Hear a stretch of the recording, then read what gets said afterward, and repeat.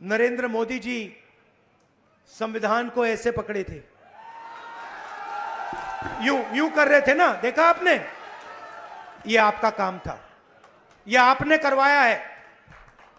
देश के प्रधानमंत्री को आपने मैसेज भेजा है कि संविधान को आपने छुआ तो देखो हम आपके साथ क्या करते हैं।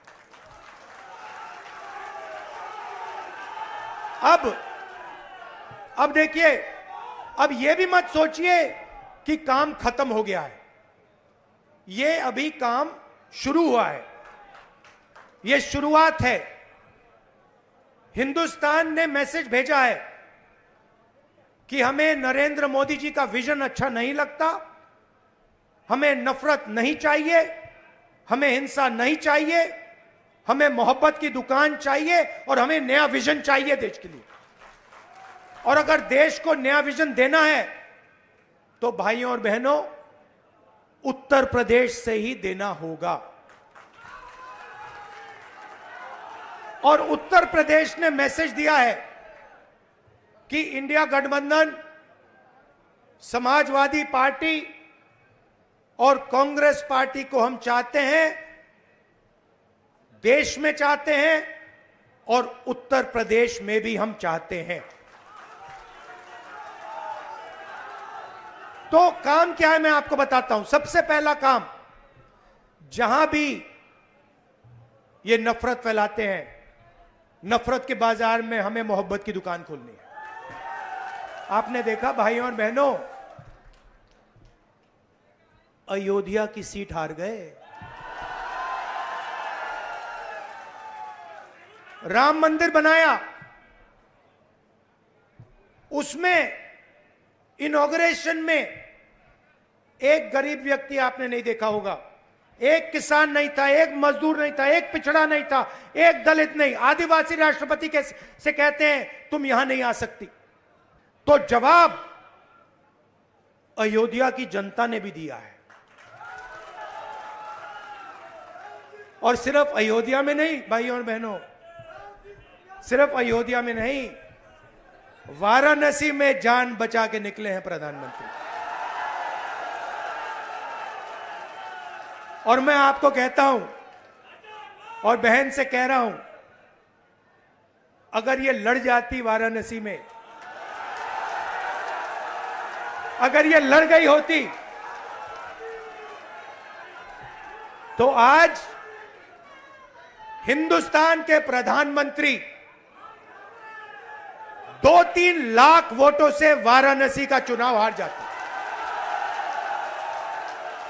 मैं ये बात अहंकार से नहीं कह रहा हूं, मैं ये इसलिए कह रहा हूं क्योंकि हिंदुस्तान के प्रधानमंत्री को हिंदुस्तान की जनता ने मैसेज दिया है, ये आपकी जो राजनीति है हमें अच्छी नहीं लगी, हम इसके खिलाफ हैं, हम नफरत के खिलाफ हैं, हम हिंसा के खिलाफ हैं, हम मोहब्बत का देश चाहते हैं, हम प्रगति चाहते हैं, हम बेरोजगारी के खिलाफ हैं।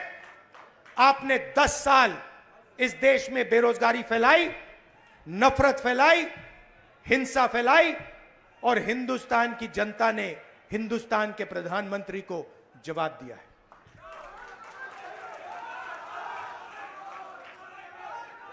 और शुरुआत आपके दिल में हुई थी। तो बदलाव आप लाए हैं, तो दिल से आपका धन्यवाद करना चाहता हूं। आने वाले समय में मैं चाहता हूं कि जो सच्चे मुद्दे हैं देश के सामने, बेरोजगारी का मुद्दा, महंगाई का मुद्दा, किसानों का मुद्दा, मजदूरों का मुद्दा, ये मुद्दे उठाए जाएं और गरीबों की मदद करने की पॉलिटिक्स हो, राजनीति हो। अग्निवीर, अब भैया मैं आपको बता रहा हूं, अब हमारे पास पार्लियामेंट हाउस में सेना बैठी हुई है, सेना बैठी हुई है। इस बार हमारी पूरी कोशिश होगी, ऑपोजिशन में बैठे हैं मगर अग्निवीर को ऑपोजिशन में रद्द करने की कोशिश करेंगे। तो वोट किसान ने दिया, मजदूर ने दिया, बेरोजगार युवा ने दिया, माताओं बहनों ने दिया, सबने मिलकर इस राजनीति के खिलाफ वोट दिया है। अब हमारे ऊपर एक बहुत बड़ी जिम्मेदारी पड़ती है। सबसे पहले कांग्रेस पार्टी के नेता, कार्यकर्ता, एमएलए, एमपी जो भी हैं, अहंकार के शिकार नहीं होंगे।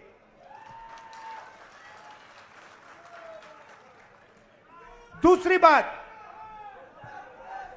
आप सोचिए, हमारा पारिवारिक रिश्ता है। राजनीति में सबसे पुराना रिश्ता आपके और हमारे बीच में है। यह रिश्ता 100 साल पहले रायबरेली और अमेठी के खेतों में शुरू हुआ था।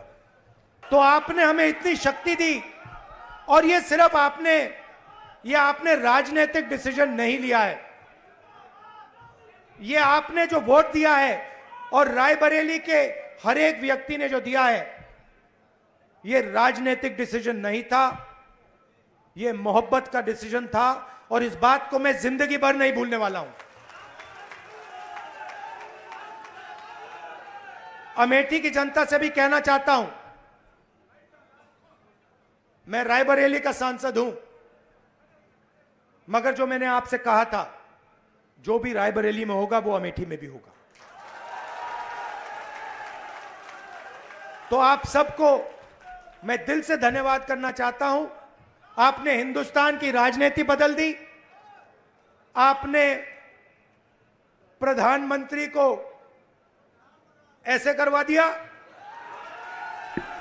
और आपने पूरे देश को मैसेज दिया कि हम नफरत के खिलाफ हैं, मोहब्बत की दुकान खोलेंगे और देश की राजनीति बदलेंगे। धन्यवाद। जय हिंद, जय उत्तर प्रदेश। शहर अध्यक्ष से आग्रह है कि धन्यवाद दें। शहर अध्यक्ष धीरे धीरे तो आभार व्यक्त करें। मेरी बहन ने रायबरेली में चुनाव में काम किया, उसके लिए मैं दिल से धन्यवाद करता हूं, प्रियंका का और आप सबका। एक और आइडिया है मेरे पास, वो मैं आपको बाद में बताऊंगा।